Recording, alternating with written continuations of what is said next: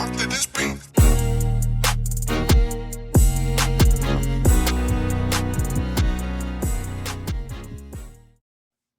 Welcome to another episode of Gamecocks Talk with Captain Will. I am your boy, Captain Will. Make sure you like, make sure you share, make sure you subscribe to Gamecocks Talk with Captain Will so I continue to bring you that gospel of Gamecocks every single day. You are now rocking with the best. And since you're rocking with the best, come rock with your boy, Captain Will. We got a good one today, y'all. I said we got a good one today, y'all. We talking about Ashlyn Watkins. Ashlyn Watkins. Don't sleep. Don't sleep on Ashlyn Watkins.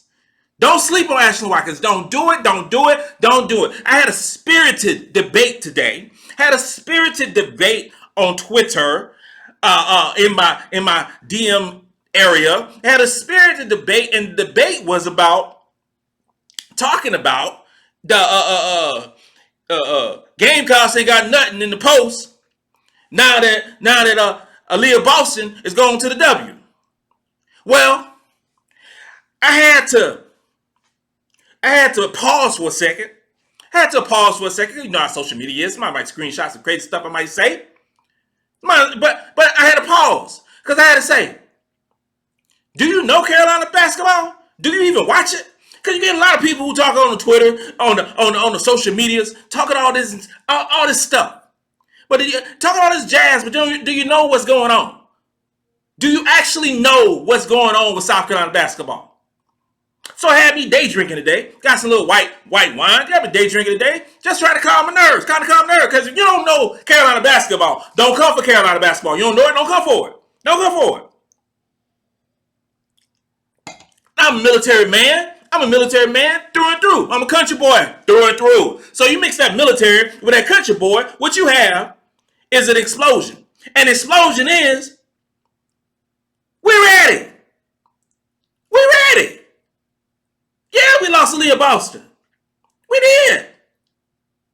Yeah, we lost Letitia Me here. We did.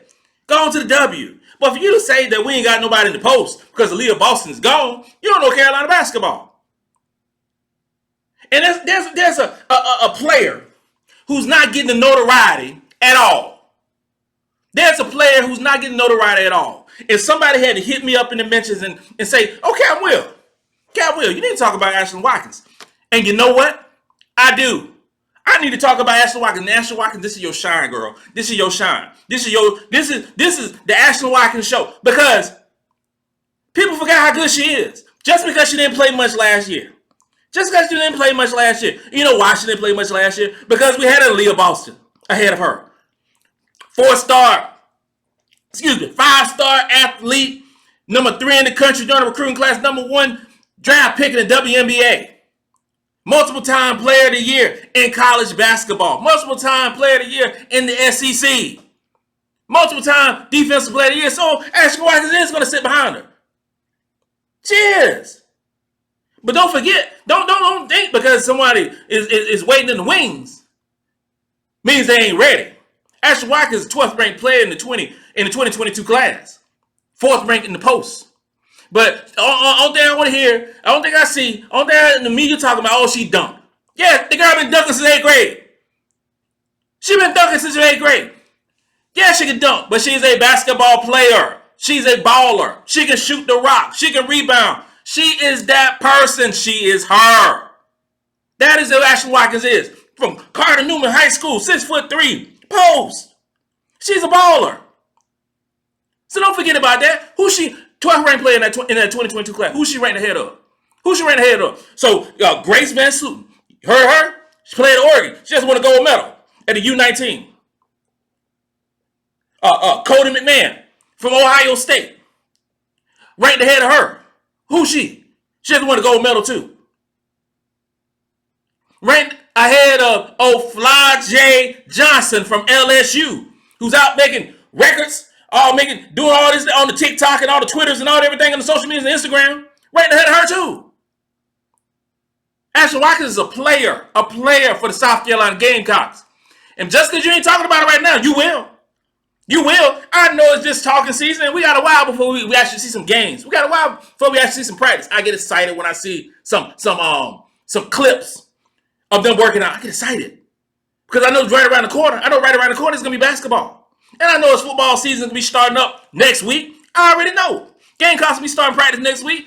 But we talking about women's college basketball. We talking about Dawn Staley. We talking about greatness. And I'm a college football man. But we talking about greatness right now. We talking about statues. We talking about championships. It ain't gonna stop. It ain't gonna stop. And then I get that the whole thing with, has conversations about transfers versus recruiting or both. Now, naturally, you should do both. You should do both. That's what you should do. You should have a combination of recruiting having high level recruits coming to your program, and then sprinkle in, put some Lowrys on with the transfer portal. You sprinkle some Lowrys, and then have your high level recruits grow the program. That's how I view it. I don't believe in having multiple transfers come into your program, stay a year or two, then move on. Uplift the program, push it to a certain level, then go. I don't believe in that. I don't believe in just growing a program or having a program built on a whole lot of transfer. I don't like it. I don't like it at all. And now with the NIL, how NIL has changed the game, you have to bring in transfers. But you marry that with an awesome recruiting class. And that's what Carolina do. I hear so much about LSU's recruiting class. All I hear about LSU's recruiting class. Oh my God, LSU recruiting class. Oh my God.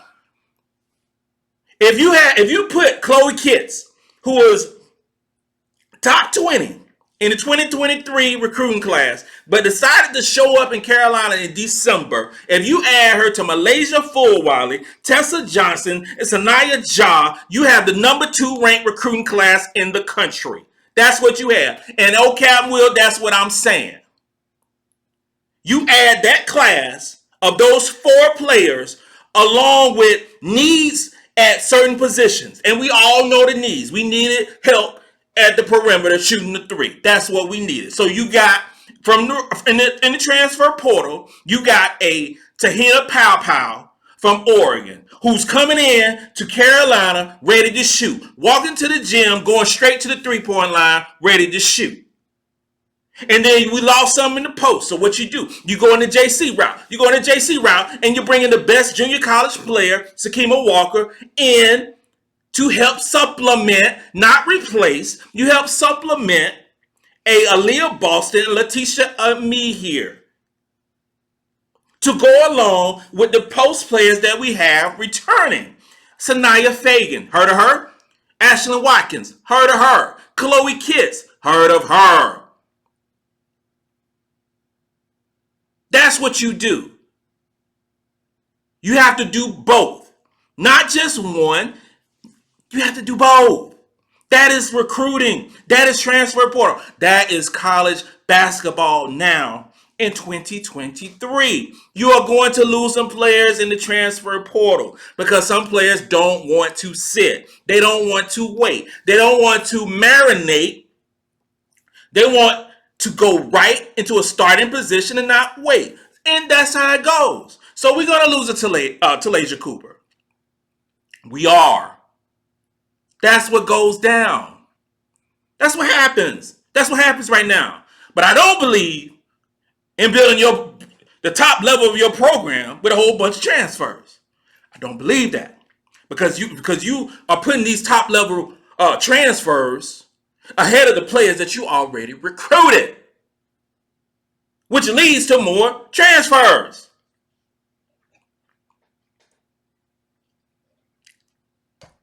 But you know what I love the most? I love the most that we are getting slept on. I love it. I love it that we are getting slept on. I love how Charlie Cream from ESPN has a 7th or 8th rank in the country in the way too early picks in the poll. I love that. I love it. I love that South Carolina went from almost going undefeated, back-to-back national champions, to sometimes, in some people's minds, an afterthought for not only the Final Four, but the championship. Because if you're saying that we rank 7th to 8th, you're saying we ain't going to the Final Four. That's what you're saying. We're saying that we're not one of the top 4 teams in the country. You're not saying we're the top 6 teams in the country. That's what you're saying, right? That's what you're saying. I love how this year, since April, I love how LSU has become the darling of college basketball. I love it. I love how that has happened. But they don't revisionist history when we beat them by almost 25 points. Beat them by 25 points. We won't talk about that. We won't talk about that. What we talk about is, and then LSU didn't even win the SEC championship. So we beat them down by almost 25 points. Don't win the SEC championship. Lost to Tennessee.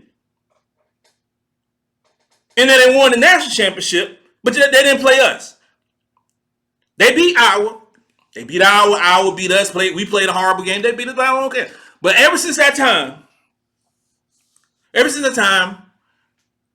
all on the social medias, all on the TV, I see LSU. Well, I'll tell you this right here. We got a meeting. We got a meeting in Baton Rouge this season. We got a meeting. And all the ESPYs, all the notoriety at the ESPYs and with LSU and Angel Reese and the music videos and hanging out with Cardi B. I like Cardi B. I'm a Cardi B type dude. I like Cardi B. All this stuff